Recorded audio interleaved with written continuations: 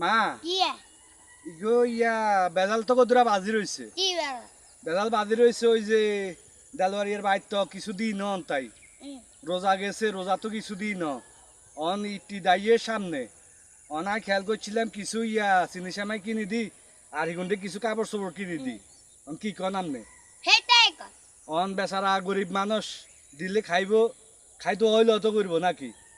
যা হয়েছে গেছে হেতার লগে দুই কথা হয়ে যায় হেটালাই সমস্যা না কিন্তু বেচারা গরিব মানুষ হেতালাই তো মন কান্দে আর কি একে সবসময় মন কান্দে হিলে গেলাই